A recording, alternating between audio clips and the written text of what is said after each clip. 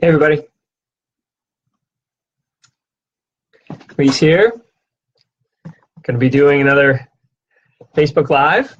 Guess I don't need to hear you. And just make sure everybody can see me. Make sure I've set this up correctly. Always, always procrastinating till the last minute on this, and like, oh god, do I have everything? I just realized I didn't have my headset. Let's see. Is anybody on here? There are people on. I don't know, I'm not seeing them.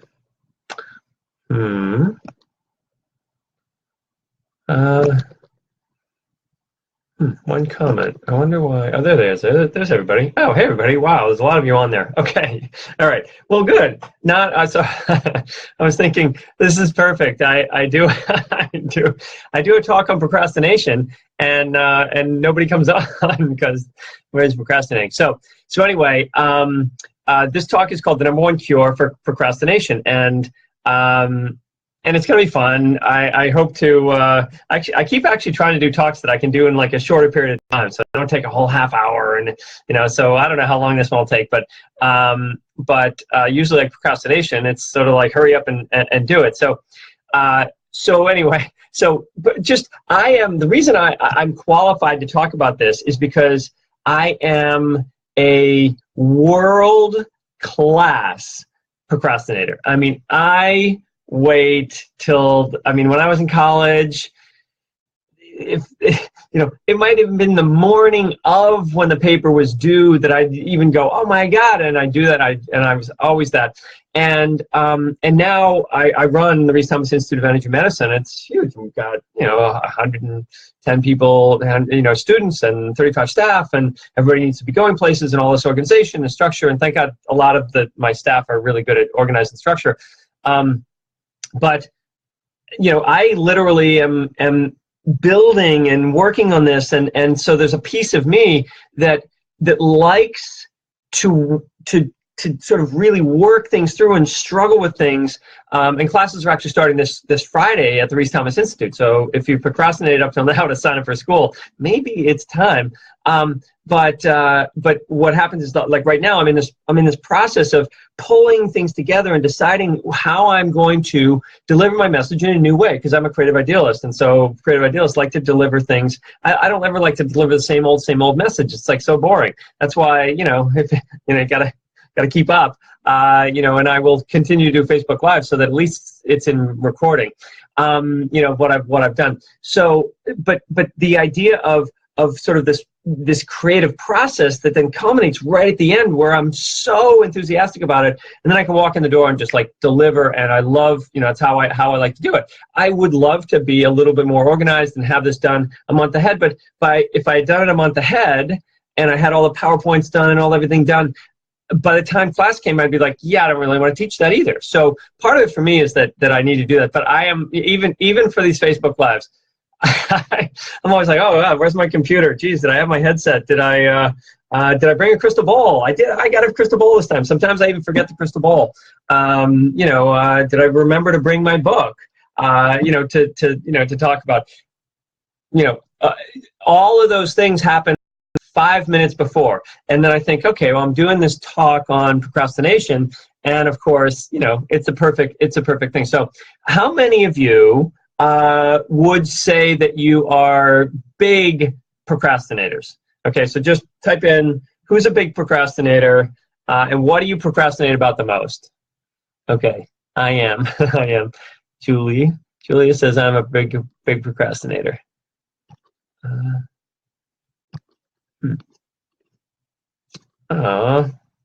Somehow what's happening here?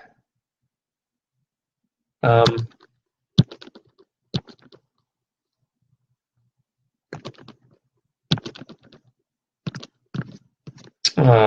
can't see. Oh, there we go. Nope.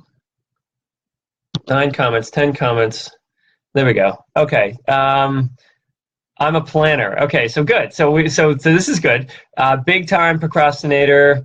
Let's see. Big procrastinator, especially around my vision and career. Okay, yeah. So that's enough. So what are you the most procrastinating about? What do you find? What do you find that you don't procrastinate around? What do you do that you totally are fine about? And so Robin, I'm a planner. So that's good. So you don't procrastinate. So you're a planner. But what do you procrastinate about, Robin? What is all that planning keep you from actually doing that you should be doing? That's the other level of procrastination. So type that in. Come on. So somebody type something in there. This thing is really acting up today. I'm sorry. I've got so now there's 13 comments, but it doesn't come in. All right, so let's try this. All right. Well, I guess we'll just keep going from here. All right. So, so keep putting comments in there. I don't know how to get this thing to work. So it's not coming up. Oh, you got 15 comments. Oh, there we go. And hi. Okay, writing a book. I know must write. Okay, good. Writing a book you must write. So you're procrastinating about that. Tony, I'll tell you later. No, Tony, tell me now. That's procrastinating on that. I procrastinate until I freak out and do it before the deadline. Okay, good. So that's total procrastination. Okay, so here is the thing about procrastination. The question is, okay, so just as we're doing this, hopefully these things will keep popping up here as we go along. Just maybe slow. Maybe my signal's not that great. So is procrastination good or bad?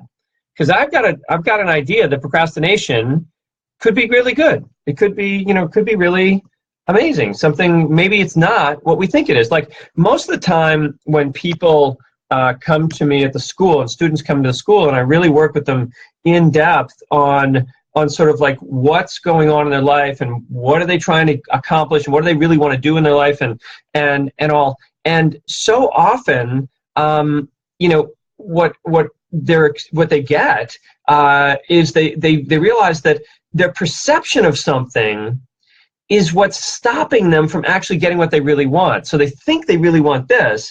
They think they really want to write that book. I really want to write that book. But oftentimes, what you really are driven to want isn't really filling a much deeper need. And the reason you're after it is because it's more of a distraction than anything. And so procrastination, by its nature, is if you were organized and structured, you would be able to set your times and do your things and get things done, right? But procrastination, by its nature, is the monkey mind, right? The rational mind says that there's a process of getting from point A to point B. And so if you're not procrastinating, you're in your rational mind. You are step by step working things through, and you organize and structure, and it works, right? And so you get the result that you knew you were going to get. But is life really like that, right? Is that really what you're after? And then what happens is that you set up the structure, you know how things are supposed to go, or you're supposed to do your homework on time, or you're supposed to do whatever it is, and the brain, which is part of the universal flow of life, is like squirrel. It's like, maybe I should check and see what's in the refrigerator. I'm really hungry. All of a sudden oh God, I forgot to watch my YouTube. I forgot to do whatever it is that you are. Oh gee, I definitely didn't check my cell phone. And it's like, I got to get back to everybody on this before you start. And then pretty soon, there's no time left to do the thing that you were supposed to do. So what do you think that's all about? So let's just see, what is it? Is it good or bad? Testing, okay, come on, I'd love to be able to interact with all of you on this. So type it in, I'll be able to see them later. All right, so here's a couple of things about this. One is that procrastination spiritually tells you that what you are trying to do in your life, you don't want to do. Right? Procrastination real procrastination, where you're just sort of in resistance to it, is an unconscious way of your body saying, I don't really want to do that. So think about this. How much do you like to be told what to do? And does anybody like to be told what to do? Do this. Come on. Type in on that. Write it in there. Go do some push-ups. What's the matter with you? Get in shape. Nobody likes to be told what to do, right? Nobody. There's we have one person in my book called the team player who doesn't mind it as much as other people, but nobody wants to be told what to do. And so what happens in your mind is when you figure out who you're supposed to be, right? And you don't know who you are, so you figure out who you're supposed to be, and society says this is what you're supposed to do, and you're supposed to get through these things like this, and some knowledgeable achiever, which we had, who was the one who was on here, Robin. So Robin was a knowledgeable achiever, and she said, I'm a planner, I'm an organizer, so she gets it. It's like you read about the knowledgeable achiever in here, and the knowledgeable achiever is a person who plans and organizes, but at the end of it, Robin, when you're done doing what you're doing, you're a planner and organizer, and you did it, you don't feel an incredibly deep level of satisfaction in that. Oftentimes you just raise the bar. It's like, okay, I did that, and now I'm on to this. And now we set the next set of goals, and the next set of goals, and the next set of goals. The problem with goals by their nature is that the old mind, the mind 3 weeks ago, decided how this was supposed to turn out now, but the universe is completely different now. And even though you accomplish it, it always feels like, well, I could have done better. I should have done more. I could have been, even though I got it, and at least I'm smarter than those people. And that is one of the things. I always, I'm relatively I procrastinate, or I wait till the last minute and use the creative process.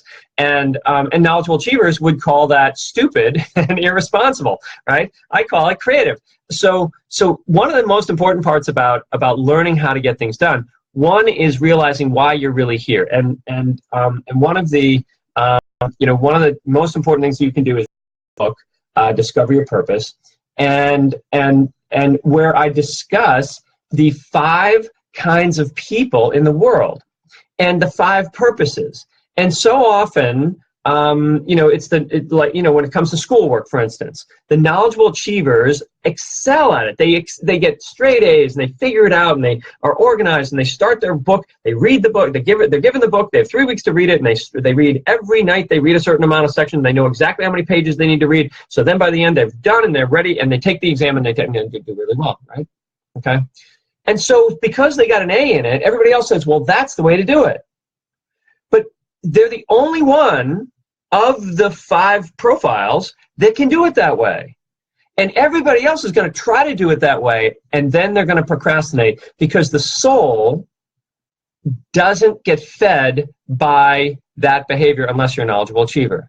So if you're procrastinating, I think procrastination, when people are like, well, I don't know why I don't do this. I don't know why I don't call out to people. I don't know why I'm just not in it. I just don't do it. I can't get myself motivated to get up there. I really, really want to do it. But you really, really want to do it because you're afraid of being seen for not doing it, right? Rather than actually deciding what it is that you want. So you need to know, are you a leader?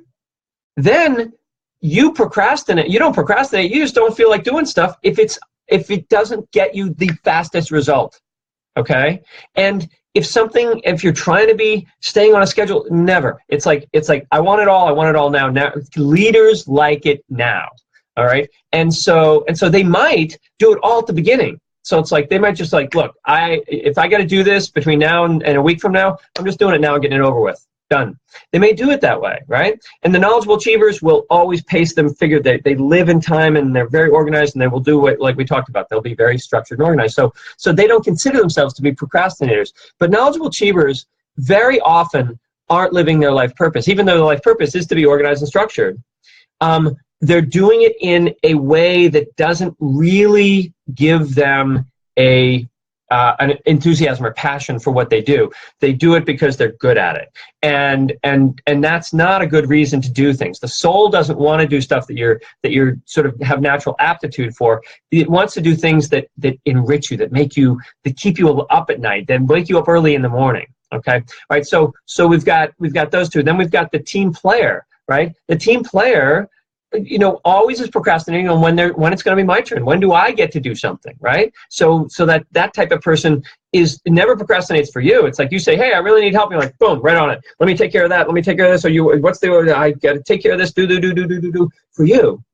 But for themselves, they procrastinate all the time. Oh yeah, I know. This toothache was really bothering me for the last 4 years, right? So it's like they procrastinate about taking care of themselves. Now then there are the emotional intelligence specialists, right? And they procrastinate, right? How do they procrastinate? Well, they procrastinate whenever there's something hard to do. They're supposed to be doing this, and they procrastinate by being overwhelmed. It's like, oh, I don't know if I can do it. And they can't do things because they've set a goal that isn't ultimately who they are. So team players they can't set a goal about just being for themselves because they're not. The emotional intelligence specialist can't. They're softer creatures. They're much softer people in the world. And if they set a hard, I've got to get this done and get this papers done, they're going to immediately get overwhelmed, right? And so then, and the creative idealists, they're just, like me. they're not gonna. Whenever they set a goal, by the time they set the goal, they've already, within 5 minutes, they're like, well, maybe this, maybe that, maybe. And so it's not so much that they procrastinate, it's that they're just constantly shifting that game plan. So that's something for you to take a look at. So listen very carefully. If you are procrastinating in your life, it's because you haven't found something that your soul wants you to do. You haven't found that calling, that desire, okay, that pull in your life. When you have something that's just like, oh my God, this is it, the passion for it. The passion comes from the connection between your purpose, your life purpose, and your physical, like your body, like your presence, your environment, everything you have, and that connection with this higher level of sort of, oh my God, that's my contract. That's what I'm doing here. This is it. And you get, and there's a point right in the back of your skull here, what we call the aha point. And it's where you sort of go, you get your epiphany, and you go, oh my God. And when you are doing what integrates your energy system, and when you are, doing leadership things for the leaders, achieving things for the achievers, caretaking things for the team players, deep feeling, loving things for the emotional intelligence specialists, and super creative things for the creative idealists, you never procrastinate. And the way you deliver things is just the way you deliver things, right? So it's so important that you understand that procrastination spiritually is what you have to really be careful of. Saying that, oh, well, if I did this or if I did that, then I'll be better off. I'll be more spiritual. I'll get right. But spiritually, procrastination tells you that you are doing the wrong thing.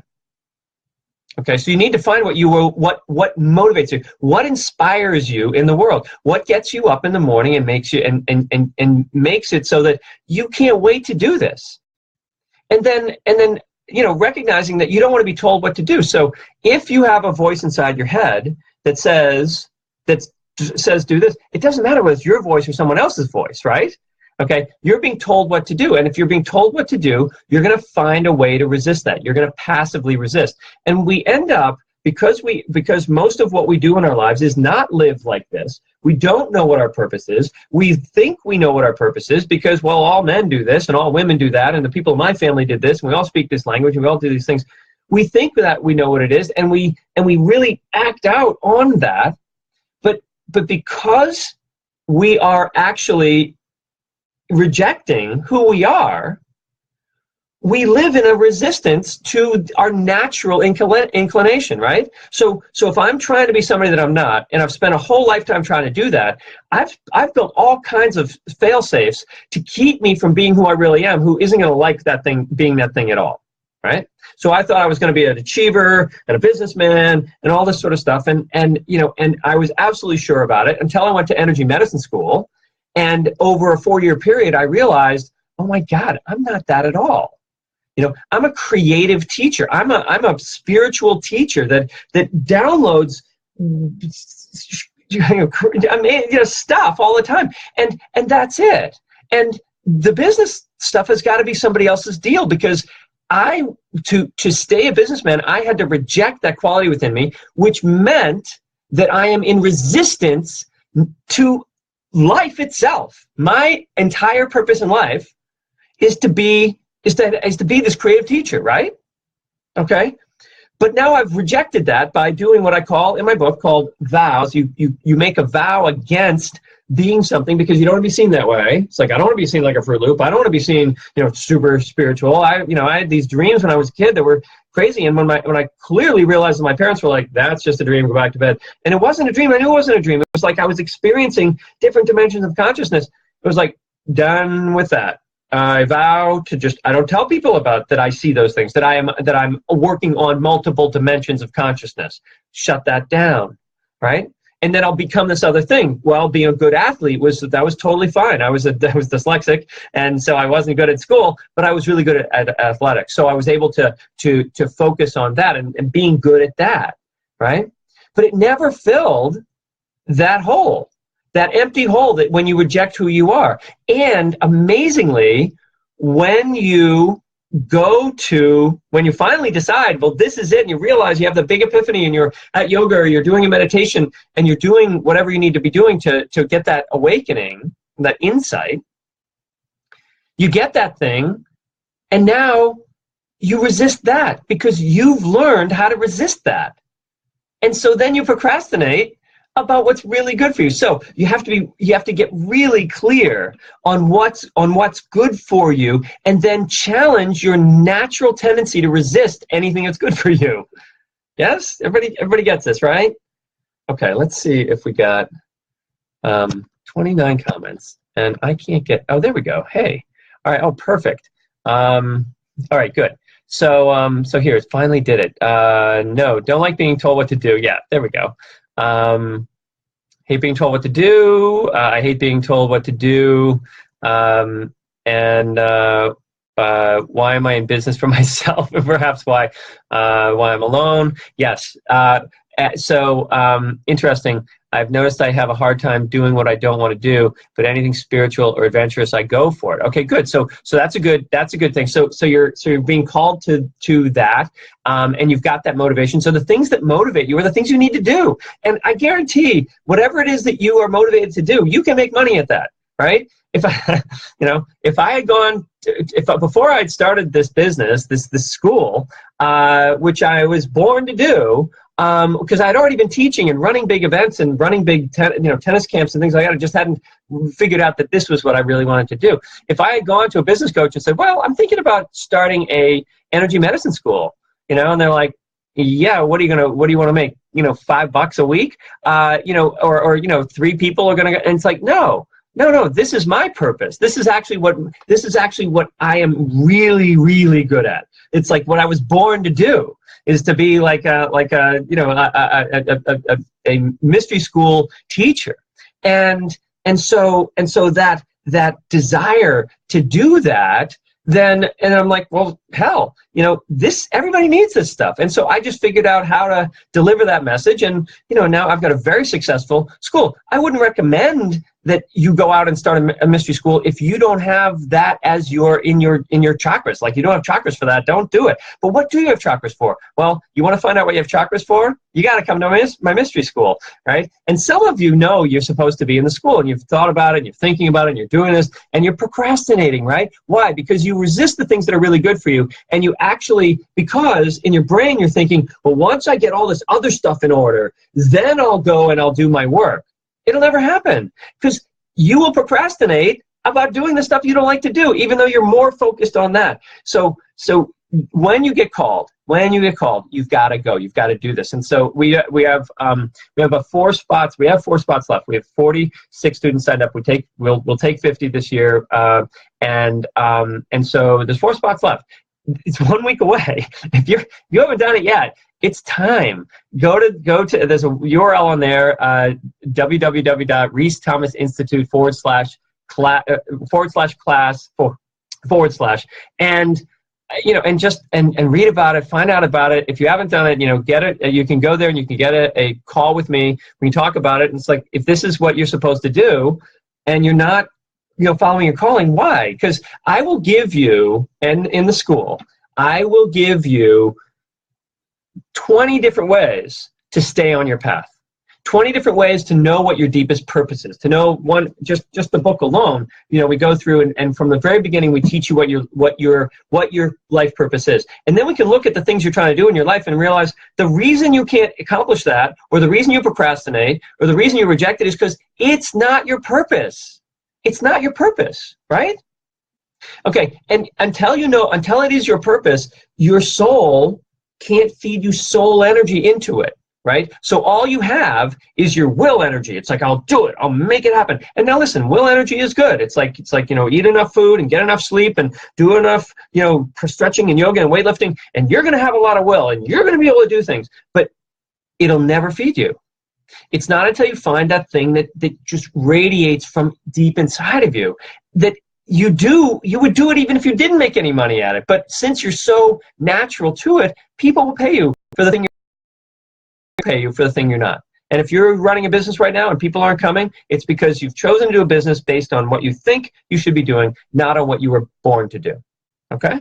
You got that? And you'll often find yourself procrastinating about marketing or whatever because it's just, it's not the right thing for you. So finding out what your right thing is, what's your big why are you here? That's one of the things that we do in the school. All right, so one more question.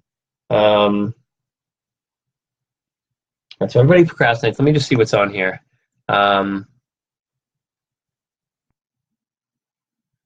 Yes, so we got to find our soul purpose. So for those that came on, all right. So Russell says, "Hi, Rhys, I'm on lots of frustration. I'm always feeling I'm not doing what I'm doing." Okay, so yeah, so the key is sometimes in our lives we're already doing what we're supposed to be doing, but our brain's telling us that something else, we should be doing something else. If something captures your entire attention when you're doing it, that's a life purpose, right? When something really captures your entire attention. When I was teaching, I was running for 18 years. I ran a country club. One of the top country clubs in Boston. I ran their facility and their tennis facility. I was a tennis pro, and I was working with various different levels of players and all. But part of the job was the organization of this entire tennis facility building and locker rooms and things like that, and hiring staff and all of that. And then I had to hire my staff for on court and all of that. And all of that stuff was just stuff that I was just like okay at. Get me on the court, get me in there, get me with the group, get me with one-on-one with somebody. And I just, like, the whole world just fell away, right? It was like all of a sudden I'm connected with this from my soul, and it's just like, this is what I love to do. I can't wait to get back here and do this again tomorrow and again tomorrow. And so of all the things that I did, that was probably like, I probably did a third of the hours that I spent at the club, but we're doing that. But that was what kept me going for 18 years. And actually, and 7 years before that, I was working with tournament players and at a big club. And so finding that thing that you are fed by just by doing it, that you will not procrastinate about, and that you need to put your attention on and expand that into your life and make that your whole life, right? Everything about your life needs to have that in it. And so part of what we teach at the school, a lot of times people come in and say, we say that we help people, find a better career, and a career they're proud of, and then or better relationships. We tell them that they once they understand about profiles and about themselves and who they really are, they know who they're going to love to be with, right? So they're going to have better relationships because they'll choose very differently. And then also your health and understanding that this quality within you, being healthy. Some people love going to the gym. You're a charismatic leader. You got these muscles that just like you start working out and they go whoa, and they got big, huge muscles, and it's like, wow, I love doing that. I love looking great, and the more I look great, the more I love doing it. So they love going to the gym. But none of the other profiles like going to the gym. They just go because they have to. It's like, oh God, I got to stay in shape. This sucks. And then, it's like, what can you do to get in shape? How do you get in shape and love your life rather than everybody goes to the gym to get in shape? Everybody eats, wheatgrass to get in shape. Everybody, is gluten free. If you need to be gluten free, I need to be gluten free. It's like, yeah, this is just what you need to do. But this is really, the sort of like the self-knowing is the solution to procrastination. You don't procrastinate and will never procrastinate again as long as you're in touch with your energy body, with your deeper truth, with who you really are, right? And you're taking action, you're letting your actions and the things you choose to do in the world, your choice, feeding that, right? Everybody gets this, right? So when procrastination comes, when you're doing something that you weren't meant to do, or you are telling you should do it, and you're not supposed to. And even if you haven't done one bit of spiritual work, when you're like, you got to get this done. Oh God, I got to get this paper done. I got to graduate this course. I better go take this thing. I better do this. And it's like, I better, or I have to, is always like a telltale that you're not supposed to be doing that. When you say, I want to do this, I can't wait to do this, it's so awesome, just, give me more. This is awesome. Bring it on. That's when you're not going to procrastinate. You want to figure out what that is? Come to the Rhys Thomas Institute. That's what we help people do. Whether you want to set up a healing practice, want to have a better business, want to find your soulmate, or you've got an illness that you've never been able to figure out. The reason you have that illness, I can tell you for absolute certain, all illness, except for the one that takes you home, right? Some illnesses are designed like, we're done. We've done our thing. It's time to go home. An illness that takes us home. But all illness is based on not knowing who you are and running your energy backward or sideways or through the wrong person's energy. All procrastination comes from the same thing, because procrastination drags you out, wears you out. You're always thinking, oh God, I should be doing that. I should be doing that. Oh, I should be doing that. And you stress about the fact that you're not doing something you don't want to do. So if you made a list of all the things you don't want to do and you just don't do them, and then figure out what you do want to do and freaking do it. And if you want to come to the school, there's only 4 more spots. That might be the time. So any other, let's see, I want to finish with some bowls. I haven't done bowls last time. I want to do a crystal ball. Let's see, anybody else on here? Okay, so anybody, procrastination. There's a lot of people on there late. What do you, just, is there anything that you feel you have to do? So what do you do when you have to do something, right? What do you feel like, you have to do stuff, right? You don't want to do, because you got to pay the rent. What then? What do you do? How do you motivate to do that? Tell me, anybody, write it in there. Anybody procrastinate on those things? Have trouble paying the rent? Have trouble getting up early and going to work? Staying in shape? What do you procrastinate on? And once again, these things people are typing in and I'm not getting them. That's okay. All right, so we'll keep moving here. So what I want to do is right now is I want you to think about something that you're procrastinating on. Okay? Just think about something that you always procrastinate on, right? You always show up late, always resistant to do something, don't want to clean the house, don't want to vacuum, don't want to, whatever it is, whatever you procrastinate on or something. And then maybe even pick something like you really need to write that book. You really need to change your job. You really want a better relationship, but you're not really willing to go out and do what it takes to get it. So now I want you to hold that in your mind, and I want you to just listen to this bowl.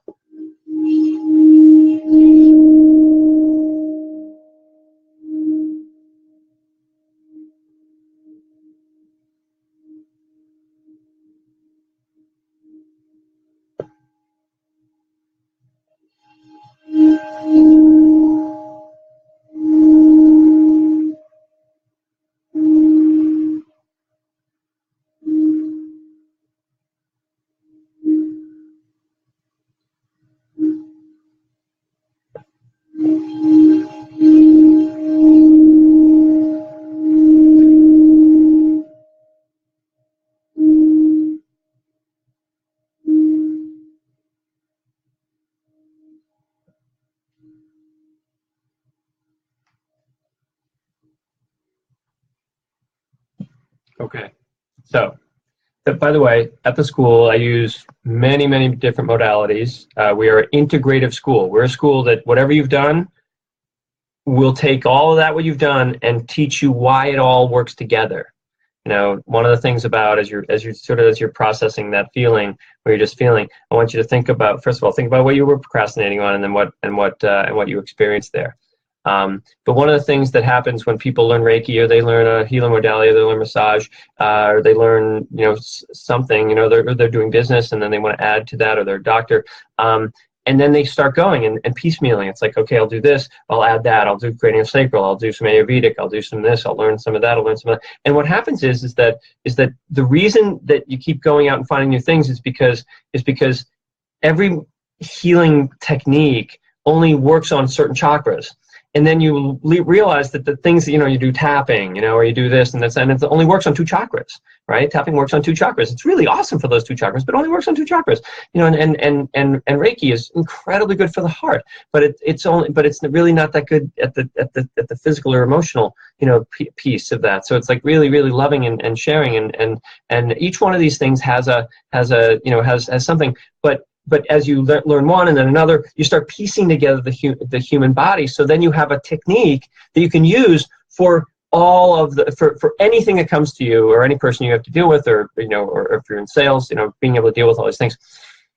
So we are an integrated program where we've looked at all of the chakras of the entire energy system and realized that you can't do it piece at a time and then feel whole yourself, because you're always going to feel like, well, I'm gonna, I've got a, I don't know what, well, let's say if this is a hammer, I got a hammer. Oh, but that's not a nail. But I'm gonna hit anyway with that, because that's my technique, rather than understanding that the technique is a fluid, movement of understanding the dynamic and how these people are hiding from themselves and need to integrate through any of the chakras and any of the spiritual centers. And so you get trained in all those energy centers. Then when you learn techniques on top of that, you know exactly why they work and how they're used, and how some of those healing techniques do hand work that we do. It's no problem with that, but not understanding what they do and why they don't do everything is a problem. And so if you're especially a practitioner, you want to totally integrate your life, you need to understand the depth of your life purpose, and why you procrastinate, right? Okay, so let's see, what's going on here? Did anybody type in? What was your bowl experience? What was your let's see. What was your procrastination, and then what was your bowl experience? Come on. We can do this. I don't really understand.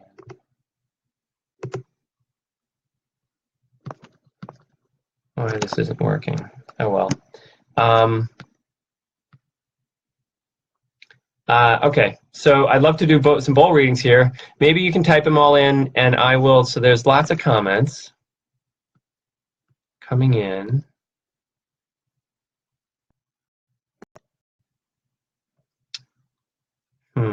I don't really know how to do this. 34 comments. Oh, there we go. Okay, good.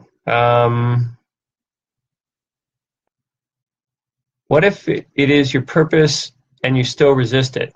It just means that you have. So all right. So Kristen says, what if it's your purpose and you still resist it? So the reality is that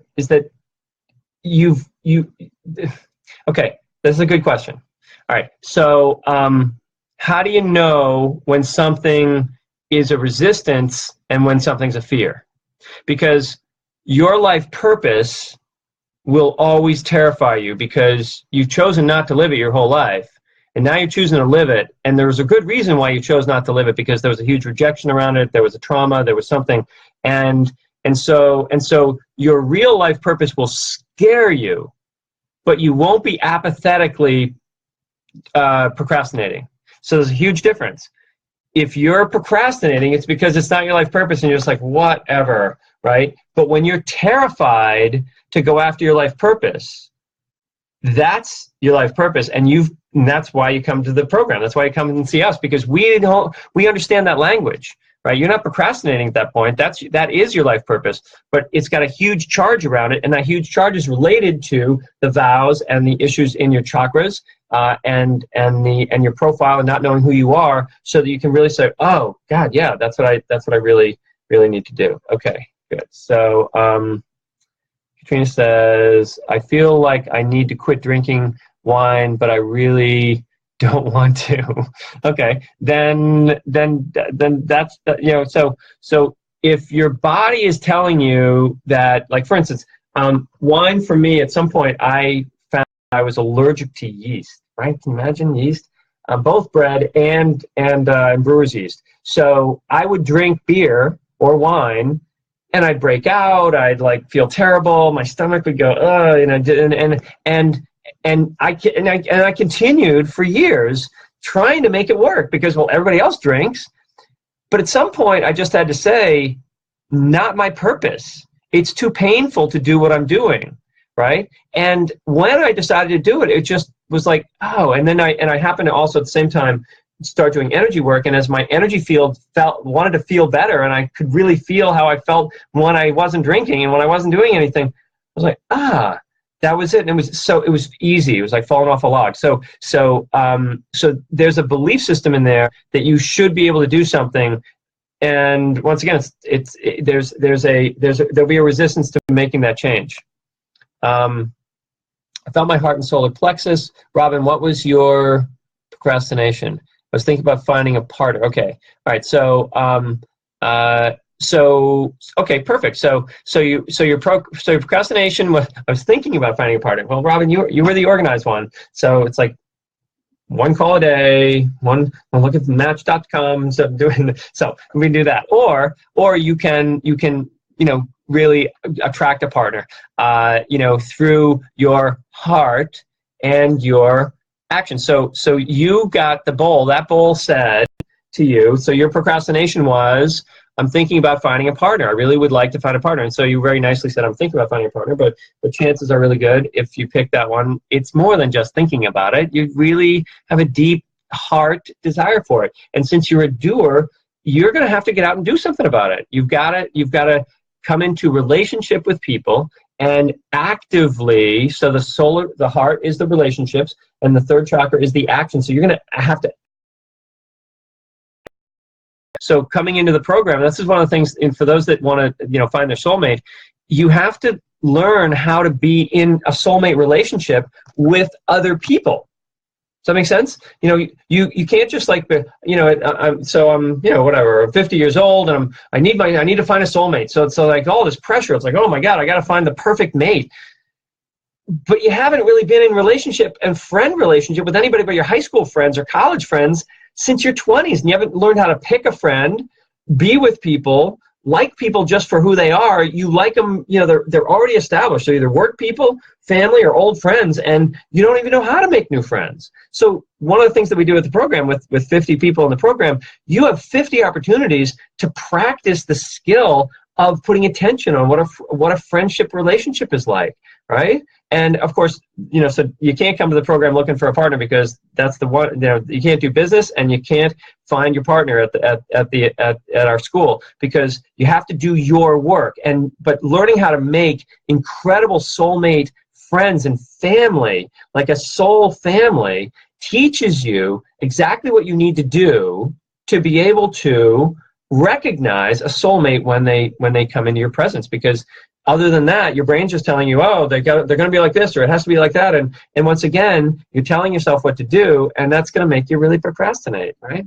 Okay, so Jen, work stress, bowl experience, white light going upward, felt free. Okay, so work stress is all lower chakra stuff, right? And so what do you need to do? So the bowl tells you, so the way the bowls work, or really any type of healing work does, it gives you an experience. So I just happen to use the bowls. They're one of my healing modalities. So when I play the bowl, I also send out the energy of healing through the bowl. And so each of you got an experience. And if you want to share it, I'm happy to help you understand it. So you have work stress, which is your mind telling you that you've got to get these things done. It's all like lower chakra stuff, right? But if you, so the bowl told you that, it was saying to you that the white light going upward, right, is not that you need to leave your body and say, I'm just going to dissociate from this. It's that you need to reconnect to why you do the work you do. And don't get caught in the minutia of trying to get this done or trying to get that done or not being successful, and realizing that if you chose work that you really want to do and that it's really good for you, then you need to make sure that you're constantly connecting in the moment to why I'm doing this. What's my why? Why am I here? What's my gift? Am I a leader? Am I inspiring people? Am I a organizer, knowledgeable achiever, and I'm building better systems? Am I a team player where I'm helping people out? I'm really doing my purpose. I'm really living my purpose in that. Am I an emotional intelligence specialist where I am giving people love and caretaking them and doing that for them? Or am I super creative and I'm adding that in? Because if you're at work and you aren't connecting to that higher principle of who you are, what your purpose is in life, that's why you're stressed. You're stressed, and you're going to not want to go to work. You're going to try to procrastinate, or you will be procrastinating at work, which then puts you more behind. And of course, it just makes it worse and worse. Okay, so anyway, I think everybody's got this, right? So last but not least, just a summary. If you're procrastinating, you're probably doing something that isn't your life purpose. Okay, because when you're doing something that's your life purpose, it either terrifies you, as we talked about with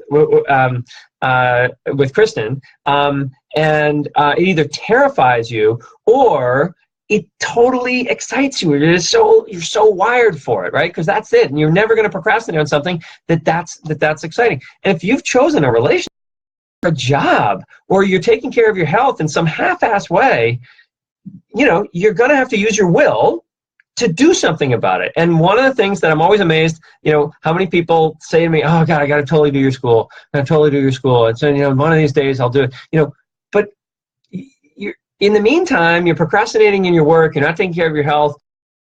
Relationship isn't the way you want it. You don't have a career you want because you haven't re-energized. You haven't expanded your energy field to the point where you can then choose work that you won't be stressed and procrastinate around. So we are classes start this month.